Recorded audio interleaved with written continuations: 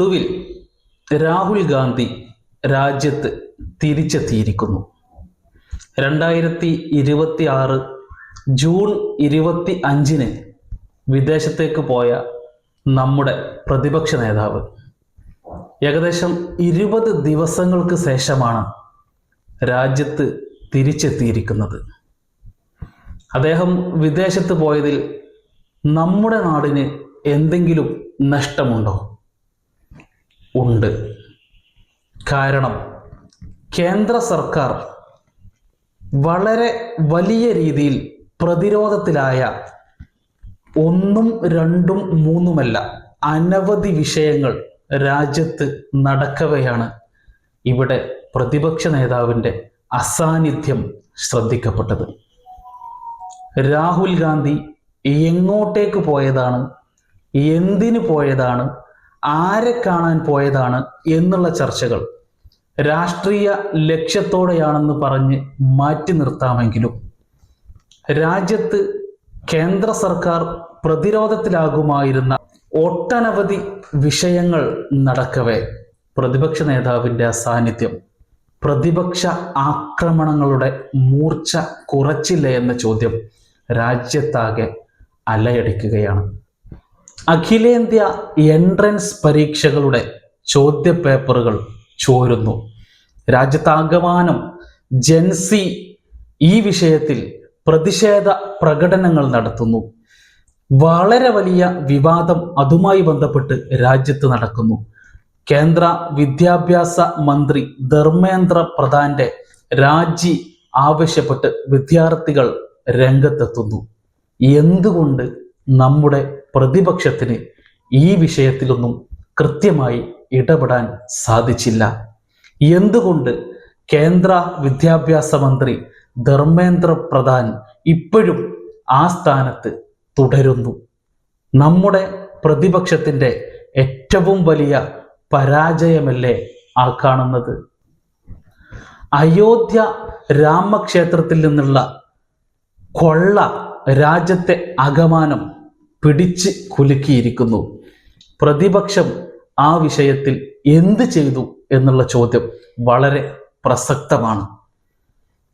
ഉത്തർപ്രദേശിൽ നിയമസഭാ തെരഞ്ഞെടുപ്പ് നടക്കാനിരിക്കെയാണ് വളരെ വൈകാരികമായൊരു വിഷയത്തിൽ അവിടുത്തെ BJP സർക്കാരും കേന്ദ്ര സർക്കാരും പ്രധാനമന്ത്രിയും വരെ പ്രതിക്കൂട്ടിൽ നിൽക്കുന്ന ഒരു സംഭവം ഉണ്ടായിരിക്കുന്നത്.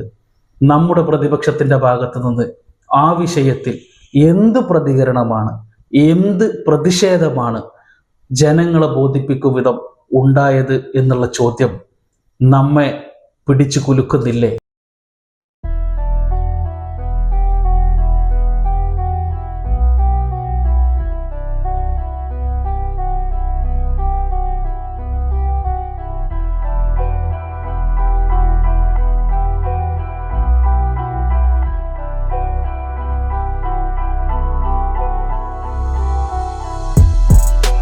പെട്രോളിലെ എഥനോൾ ബ്ലെൻഡിംഗ് വിഷയത്തിൽ കേന്ദ്രമന്ത്രി നിതിൻ ഗഡ്കരി എയറിലാണ്.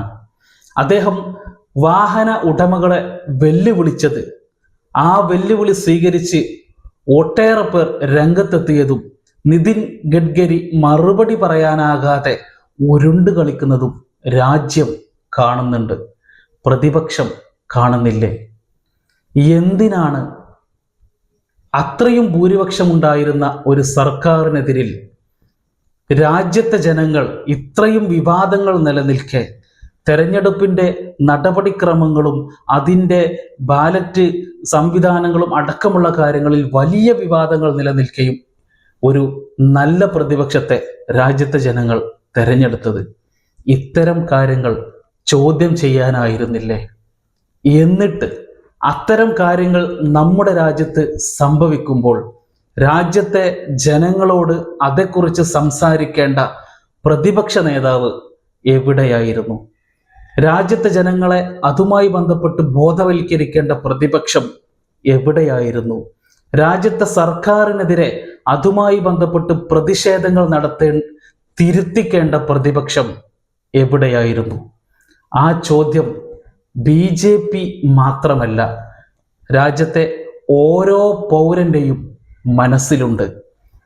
കേന്ദ്ര ആഭ്യന്തരമന്ത്രി അമിത് ഷാ മുമ്പൊരിക്കൽ പറഞ്ഞത്, ഇത്രയും സുരക്ഷാ ഭീഷണിയുള്ള ഒരാൾ ആരെയും അറിയിക്കാതെ, എന്തിനെന്ന് പറയാതെ, എവിടേക്കെന്ന് പറയാതെ വിദേശയാത്ര നടത്തുന്നത് ശരിയല്ല എന്നായിരുന്നു. അന്ന് രാഹുൽ ഗാന്ധി ഒരു പാർലമെന്റ് മെമ്പർ മാത്രമായിരുന്നു എന്ന് നമ്മൾ ഓർക്കണം. ഇന്ന് പക്ഷേ അദ്ദേഹം ഒരു പാർലമെന്റ് മെമ്പർ മാത്രമല്ല, അദ്ദേഹം രാജ്യത്തിൻ്റെ പ്രതിപക്ഷ നേതാവാണ്. എവിടേക്കാണ് താൻ പോകുന്നതെന്നത് അദ്ദേഹം രാജ്യത്തെ ബോധിപ്പിക്കേണ്ടതുണ്ട്. എന്തിനാണ് താൻ പോകുന്നതെന്ന് ബോധിപ്പിക്കേണ്ടതുണ്ട്.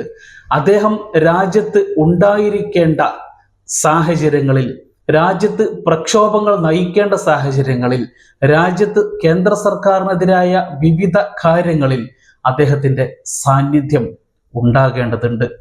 ആ സമയത്ത് അദ്ദേഹം വിദേശത്തായിരുന്നു എന്നുള്ളത് പോട്ടെ, എന്തിനായിരുന്നു വിദേശത്ത് പോയത് എന്നെങ്കിലും അറിയേണ്ട ബാധ്യത, അതിൻ്റെ അവകാശം ജനങ്ങൾക്കുണ്ട് എന്ന് അദ്ദേഹം മനസ്സിലാക്കണം.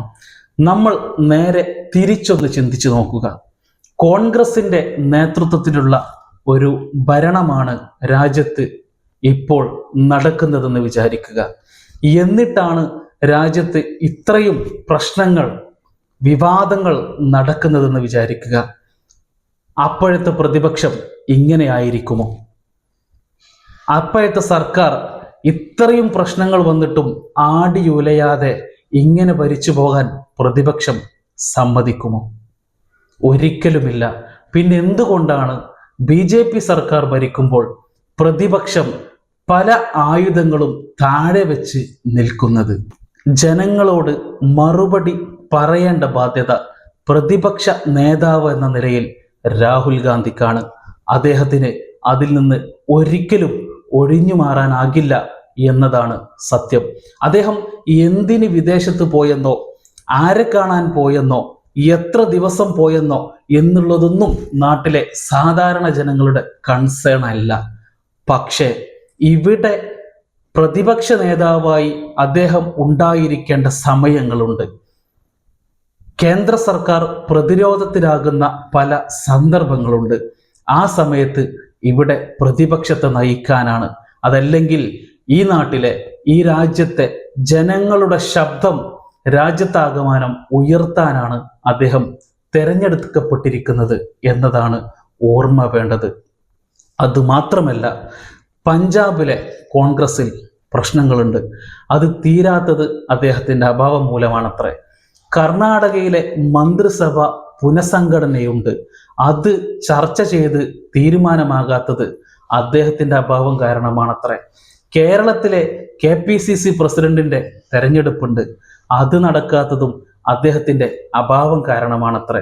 ഇത്രയും കാര്യങ്ങൾ, കേന്ദ്ര സർക്കാരിനെതിരെയുള്ള വിഷയങ്ങൾ, മറ്റ് പാർട്ടി വിഷയങ്ങൾ ഒക്കെ ഉണ്ടായിട്ടും അദ്ദേഹത്തിൻ്റെ അസാന്നിധ്യം അത് വലിയ പ്രശ്നം തന്നെയാണ്.